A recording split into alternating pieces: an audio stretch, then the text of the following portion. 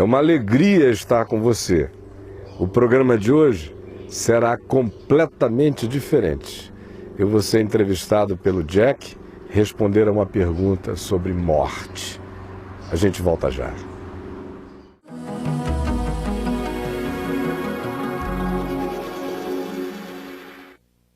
Tudo bom, Caio? Tudo bom, meu irmão. Vamos começar, dar início? Vamos.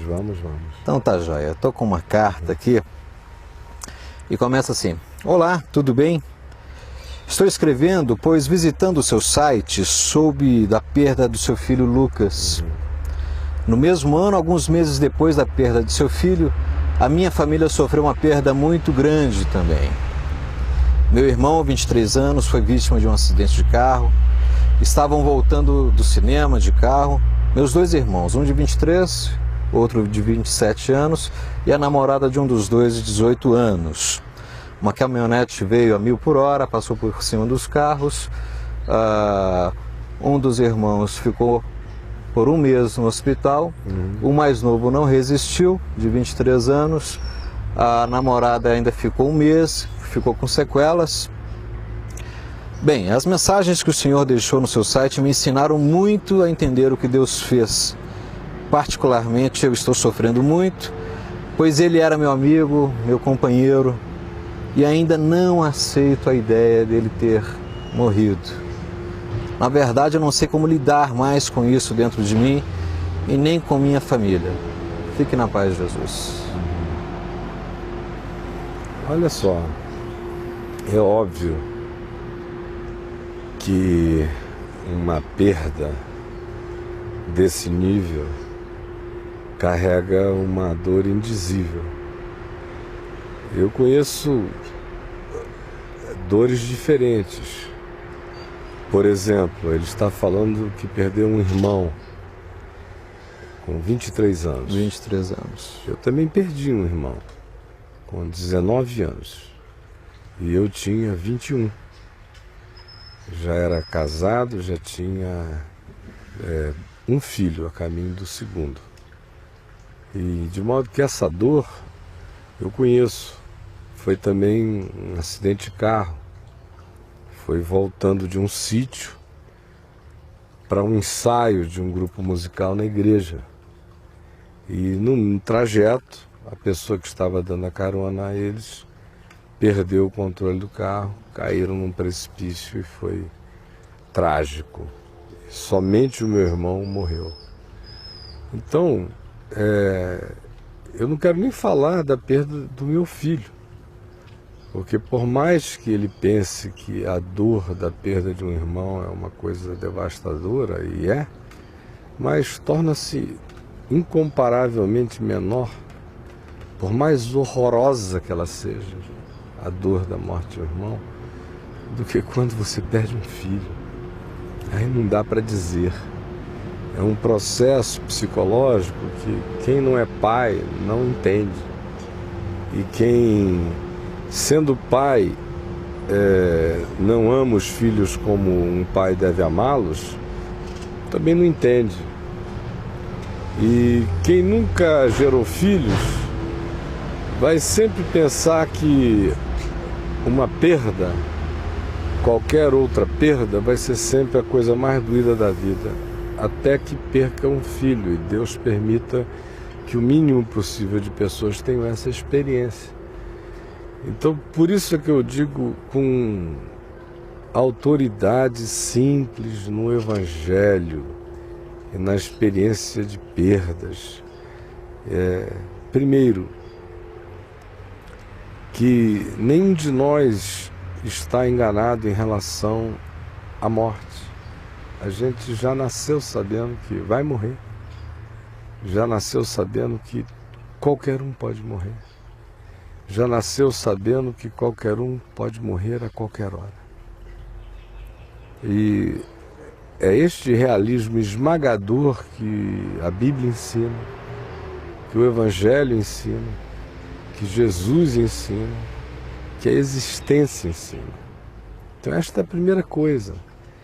Aqui no Ocidente, as civilizações oriundas do judaísmo e do cristianismo com todos os outros sincretismos que fizeram, tornaram-se as civilizações que menos sabem lidar com a questão da morte na Terra, o que é uma ironia, porque é o pessoal que fala de salvação, de vida eterna, de estar com Cristo no paraíso, de céu, de galardão, de glória, de tudo isso.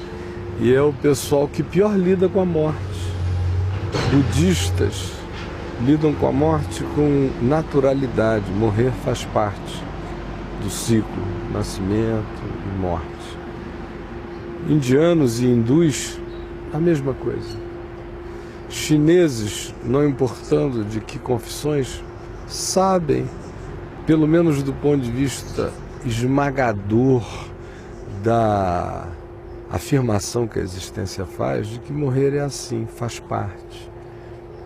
Todo mundo lida com isso. Você vai entre os indígenas. Eu já estive numa tribo de índios na fronteira do Amazonas com o Pará, um período assim de umas 2 semanas com eles.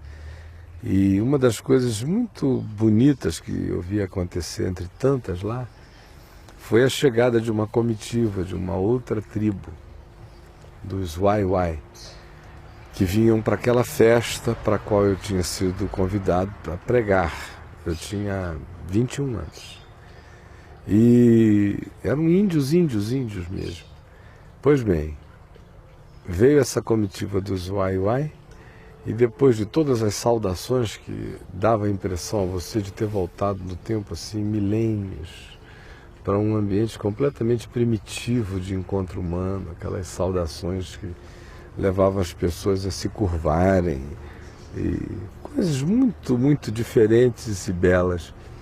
Aí depois das boas novas, uma senhora anciã do outro grupo veio e disse que ela tinha mais notícias e informou que uma amiga assim, que a tribo onde eu estava, a tribo dos Iscarianas, bem conhecia, não tinha podido vir para aquela festa tão importante porque, tomando banho na beira do rio, e ela estava grávida, ela pisou num peixe elétrico, num puraquê. E quando ela pisou no puraquê, recebeu aquela descarga e caiu, desmaiou e afogou-se. Aí quando eles falaram isso, eu fui transportado assim, milênios no tempo de novo. Porque eu vi as mulheres todas da tribo se ajoelharem com o rosto em terra e chorarem e prantearem assim por alguns minutos. Aí quando a anciã parou de prantear e levantou-se, todas as demais se puseram em pé, abraçaram as pessoas da outra tribo, lamentando o ocorrido, e aí disseram: agora vamos iniciar a nossa semana de celebrações. E que é algo que a gente vê no Velho Testamento também acontecendo, e no Novo, especialmente, aonde morrer é estar com Cristo. Por isso que você não vê nenhum monumento sendo erguido pelos discípulos de João Batista à cabeça de João Batista, não vê nada disso sendo feito, a não ser posteriormente, por iniciativas já pagãs, séculos depois. Ninguém fez isso por Pedro, nem por Paulo, nem por João, nem por Maria, nem por ninguém. O que existe hoje é tudo fake, é tudo invenção, porque a consciência do Evangelho tem que trazer uma libertação em relação à morte. Agora, concluindo, eu sei que tem algumas coisas sobre a morte que doem em todo mundo. Em primeiro lugar, por causa das relações afetivas, história, vínculos, tudo. Mas mais do que tudo dói por causa da nossa visão egoísta da morte. Porque a gente pensa só na gente. É na falta que a pessoa vai fazer, em como ela era tão útil nas nossas tristezas, como ela nos alegrava, como ela nos dava esperança, como ela nos amava, como ela nos preocupava e nos fazia sentir importantes, como ela dependia da gente e fazia a gente ficar completamente, angustiadamente lisonjeado por ser tão necessário, como a gente projetava sonhos nossos para a pessoa e na pessoa, como a gente sonhava que ela vivesse vidas também por nós. Um irmão, às vezes, não tão popular, sofre muito quando um irmão de 23 anos, extremamente carismático e popular, é levado também pelas transferências que faz, pelos orgulhos que sente, pelo que o irmão realiza por ele. Enfim, há milhões de coisas que se somam nesta hora, além de amor. Uhum. E que são parte do nosso egoísmo até na morte. Porque se você chegar e disser, escuta, você acredita que o seu irmão está com Cristo e que estar em Cristo e com Cristo é infinitamente melhor? E a pessoa disser, então não sobra muita coisa mais, não é? É como aquele indivíduo que fica com ódio do irmão, que aceita uma bolsa de estudos na Inglaterra e que vai ter que ficar os próximos 10 anos estudando na Inglaterra sem poder vir visitar o irmão que o ama tanto, mas que é de uma família pobre e que não pode propiciar a ele a viagem anual, pelo menos, para ver o irmão lá. E porque o indivíduo recebe essa promoção de capacitação para a vida, o outro aqui fica com raiva.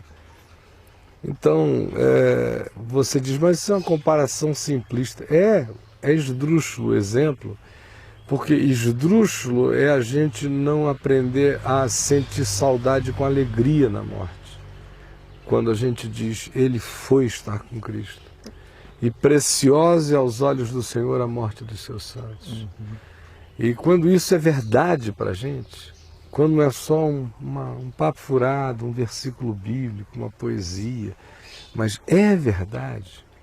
E é também o modo como a gente trata a nossa própria morte. Porque eu estou morrendo, Jack. Uhum. Eu tô o tempo morrendo. todo. Não parei de morrer um segundo. Já ainda. nasceu morrendo. Estou morrendo. Quando é que eu vou morrer? Se é daqui a pouquinho, amanhã, semana que vem, mês que vem, ano que vem, a década que vem, daqui a 2 décadas. Mas eu sei o seguinte, probabilidade de que eu passe de 2 décadas e meia é mínima. Uhum. Assim, de que eu ultrapasse 25 anos assim, de vida, 30 anos mais de vida, é mínima. Você tem essa consciência tranquila? Mas todo mundo tinha que ter. É mínima. Quantas pessoas você conhece com 85, 90 anos? A maioria dos velhos não morrem antes? Morre antes. Meu avô está com 92. Pois é, aqui e ali você tem um. Agora, estatisticamente falando, muito pouco. Não é? Você tem o quê? Quantos por cento da população chegam aí? A maioria não chega. Até Moisés, que viveu 120, mandou a gente viver na real. Quando disse no Salmo 90, a vida do homem chega a 70 anos, em havendo vigor a 80. O que passar disto é canseira e enfado, porque tudo passa rapidamente em nós. Agora, voamos. O que você diria àquela pessoa que, mesmo ouvindo isso que você está falando, estando ciente, iria dizer para você, mas Caio, você não sabe a intensidade da dor da minha alma. Eu também posso dizer, você não sabe a intensidade das minhas intensidades. E eu sou intenso. Eu sou tão intenso que eu estou aqui falando, com a cara para fora, há décadas. Eu sinto tudo com intensidade, por isso eu não estou medindo intensidade. Eu só estou dizendo que, de acordo com a intensidade de cada um, nós não fomos feitos para esse surto em relação ao morrer. Essa é uma fobia diabólica, a fobia da morte. Diabólica. É isso que a Bíblia diz em Hebreus, no capítulo 2, quando diz que Jesus veio destruir aquele que tem o poder da morte, a saber, o diabo, e libertar aqueles que, pelo pavor da morte, estão sujeitos à escravidão por toda a vida. Não resolver essa questão da morte é viver em escravidão por toda a vida.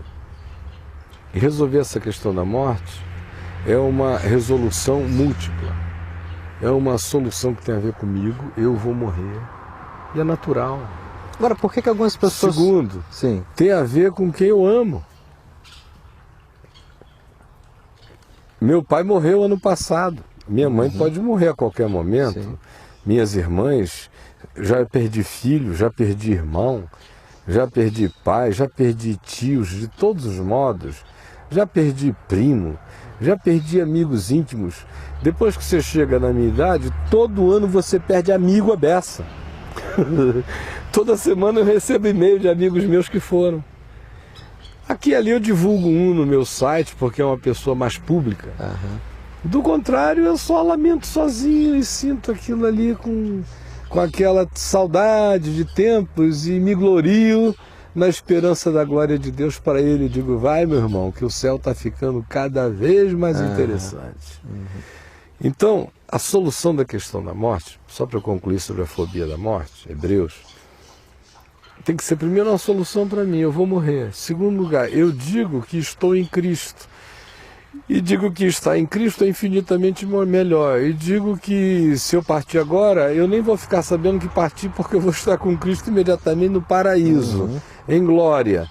E que tudo só fica melhor e melhor e melhor e melhor, infinitamente melhor. Eu entro nos gozos eternos, impensáveis e indizíveis que nunca subiram a nenhuma percepção, imaginação, fantasia, criação, construção humana. É o que Deus tem reservado para aqueles que o amam. É o que eu digo. É o que todo mundo que crê diz. Então, se é assim, que assim seja. Preocupações quanto a morrer, o indivíduo que é responsável muitas vezes tem. Com a esposa, com filhos, com netos, com o que faz, com o que encaminhou, com o que sonha ver acontecendo. Tudo bem, legítimo, até certo ponto. Porque eu também tenho que confiar no Senhor. Que o Senhor cuida da minha mulher, cuida dos meus filhos, cuida disso tudo. Eu tenho visto Deus cuidar. Eu já não sou uma criança. Eu não sou um menininho que nasci ontem. Eu vejo todos os dias Deus cuidar, Deus cuidar. Vejo pessoas importantes irem e vejo uma sucessão de substituições importantes, diferentes, mas acontecendo. Às vezes eu vejo até aquilo que se pensava que era impossível melhorar, porque aquela pessoa estava presente, com a ausência dela, melhorar, não porque ela foi embora, mas porque em tendo ido, as pessoas cresceram, deram jeitos em sua própria vida, dependeram menos, se encaminharam com mais maturidade. Então, eu não sou um estoico. Eu choro saudades do meu filho quase todos os dias hoje em dia, ainda. E estou longe de ser um estoico. Eu só não sou esse indivíduo que, tendo um tesouro de glória como o que eu tenho, vou ficar me lamentando perdas que para aqueles que eu amo foram só ganhos eternos. E serão as mesmas perdas que eu tenho que ensinar os que estão comigo a aprenderem a lidar com elas. Porque se eu lhes sou importante e se eles me amam, eu preciso ensiná-los a aprenderem a viver sem mim. Porque algum dia, qualquer dia, eu irei. Então, não aprender a lidar com isso é estar escravo à fobia da morte a vida inteira. E a escravidão à fobia da morte é a pior coisa que acontece a um ser humano, porque ela é sutil e ela é latente. Raramente ela se manifesta como o pânico do morrer. Aqui e ali você tem gente nas clínicas psiquiátricas, nos consultórios de psicanálise, de psicologia, com fobias explícitas do morrer. Mas a maioria não se dá tempo para sentir isso. A maioria se entope de tudo para não ter que lidar com esse latejamento essencial, que fica sem nome, sem batismo, sem crisma, sem religião dentro do cara, pagão, sem registro em cartório, mas está ali. É um bastardo que ninguém quer lidar com ele, mas ele está ali. E aquele negócio presente ali muda a vida da pessoa para sempre. Ela não sabe o que é, mas é uma ansiedade essencial. É uma inquietação, é um negócio essencial, que não sai do indivíduo, dá um comichão, aí o cara chega na adolescência e ele fica pensando que é hormônio. É hormônio, as minhas tetinhas estão crescendo, é hormônio, eu tenho que pegar as meninas. Aí ele vai, aí não sei o que, ele pensa que tudo é porque é hormônio, tudo é hormônio. Aí os hormônios vão para o lugar e ele não entende porque que os hormônios foram para o lugar, mas ele não foi. Aí ele continua, aquela ansiedade, é o vestibular, eu não sei o que, eu tenho que passar. Aí ele vai arranjando desculpas. Aí ele vai em frente, ele passa, ele entra no vestibular, aí é a melhor faculdade, eu preciso fazer, eu tenho que me posicionar no mercado, ele vai e tal, as gatas, eu preciso pegar as gatas, eu tenho que matar, esse é um tempo, daqui a pouco vou ter que casar, tem que aproveitar esse negócio, aí ele vai, aí chega, já estou me perguntando, já estou pegando até mal, tá na hora de eu casar, não sei o que, o cara casa, aí ele vai lá, agora tá na hora disso, aí vai, agora tá na hora de arranjar uma casa, tá na hora de não sei o que, tá na hora de ter um filho, se não tiver filho a gente faz de proveta, a gente faz de qualquer coisa, a gente vai, e o cara vai, e ele tem que encher o saco não dos outros também ele enche no processo, mas o dele, de brinquedinhos, de aquisições, ele tem que dizer que ele tem que se justificar, ele tem que sair carregando aquela coisa enorme, todo mundo tem que dizer, você viu como o cara carrega um peso danado, aquilo que é um estivador da vida, aí lá vai ele, carregando aquele negócio, um desespero danado. Aí ele chega à meia idade, aí vai batendo uma outra angústia, meu Deus, eu cheguei aqui, cheguei no pico do monte, comecei a descer, já tô vendo lá para baixo. Aí ele começa, será que eu tô com a mulher certa? Será que eu escolhi a mulher certa? Não, talvez não, né? Tanta mulher dando mole, tanta mulher legal. Acho que eu vou pelo menos ter um caso. Aí tem um, tem dois, tem três, tem quatro, não sei o que. Aí a mulher dele pega o caso. Aí o casamento dele vira um inferno. Aí um inferno horrível. Aí fica insuportável. Ele fica tentando salvar aquele negócio. Aí depois de 5 anos ele diz, não dá mais, não sei o que. Aí eles se separam, ele tem uma mulher, ele tem 2 mulheres, aí ele só transfere os problemas deles, as angústias dele, fica querendo resolver.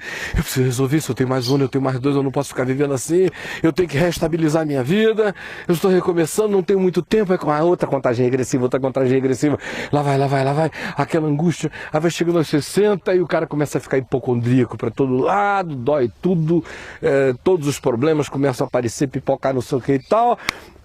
Aí o cara começa a dizer, eu preciso dar um jeito nisso, aí começa a ler livro de espiritualidade, de autoajuda, procura religiões, frequenta grupos, se torna esotérico, vai ver filmes de redenção, vai ter aquela agonia, daqui a pouco lá está ele envolvido com um culto macabro para um lado, uma coisa esquisita para outra, se apaixona por uma mulher que faz feitiço para ele, porque ele acha que está mais protegido, faz qualquer negócio. Ou então são aqueles da grana, do poder, do dinheiro, da política, do tempo. Você às vezes vê um senador, me dá às vezes uma tristeza quase inominável. Quando eu vejo um cara velho, caquético, arrebentado, babando, gagá ali no Congresso, com câncer, com insuficiência respiratória, com efizema pulmonar, com tudo que é tipo de coronário entupido, e o cara tá lá e no dia seguinte a gente ouve dizer, morreu. Mas até o último dia ficou ali 23 horas por dia. Em vez de ter parado essa porcaria há muito tempo, ter ficado em casa ensinando para os netos a não serem como ele, a dar conselho, a mostrar o que é vida, o que aprendeu, que nada, eles querem até o fim. O que é isso? É a fobia da morte, mantendo o cara escravizado ali na desgraça do Senado, sem saber o que é ser gente, jamais. Então lidar com essa questão da morte é a questão mais essencial, porque enquanto o indivíduo não aprende a morrer, ele não aprende a viver. A ordem é invertida. Ninguém vive para aprender a morrer, não. A gente tem que resolver a questão da morte essencialmente e o quanto antes. Porque aí a vida fica liberta, sai a escravidão, acabou a ansiedade. Porque tem medo até para ser gente, né? Pois é, agora eu estou livre para morrer. Quando eu estou livre para morrer, eu fico totalmente livre para viver. acabou.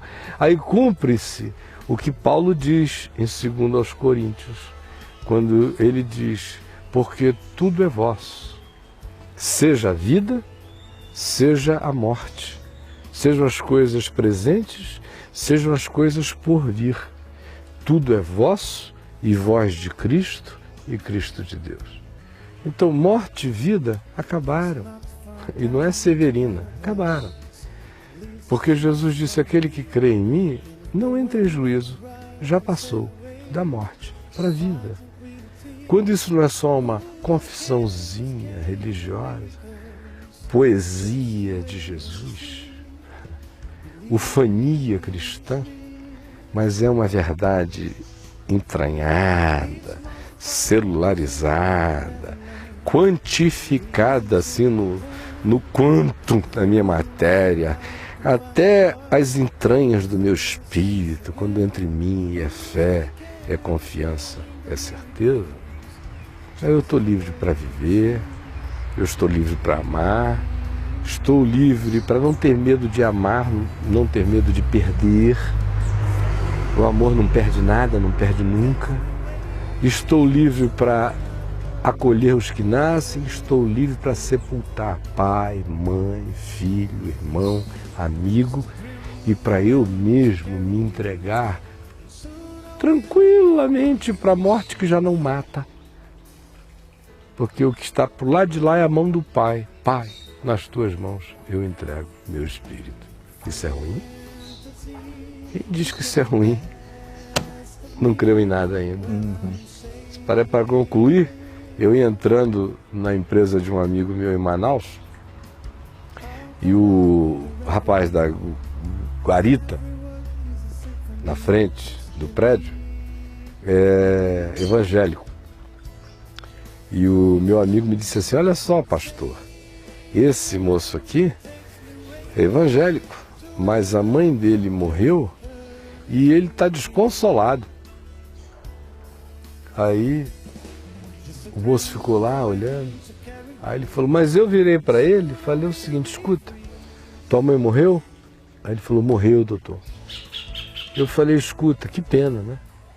Ah, é um desespero, mas escuta, a tua mãe foi... Para onde foi a tua mãe? Aí ele falou, foi encontrar com Deus. Mas você tem certeza? Aí ele disse, mas é claro, né, doutor? Ela era de Jesus, né? Foi encontrar com Deus, né? Aí ele disse, mas eu acho que você não tem essa certeza toda, não. Aí o rapaz disse, mas eu tenho, doutor. Disse, então me diz uma coisa, encontrar com Deus é tão ruim assim, né? Tua mãe está nessa desgraça toda porque foi encontrar com Deus, porque você me conta de um jeito que parece que ela foi encontrar com o diabo. Aí o rapaz ficou calado, não disse mais nada. Foi um tratamento de choque, né? Que eu pessoalmente não teria coragem de fazer, não seria uma lógica aplicada que eu usaria, porque é muito brutal, mas eu vi que o moço tremeu e entendeu o que ele estava dizendo. Porque parece que às vezes só paulada grande é que mata cobra. O que não dá para acreditar nem para aceitar é que cristãos sintam qualquer coisa para além da dor sadia, normal, do luto, de todos os amores, e ungidos com a certeza da glória que a pessoa está experimentando, com o benefício eterno, e que também é o nosso caminho, porque é para lá que a gente está indo. Não devia causar nada além dessa percepção.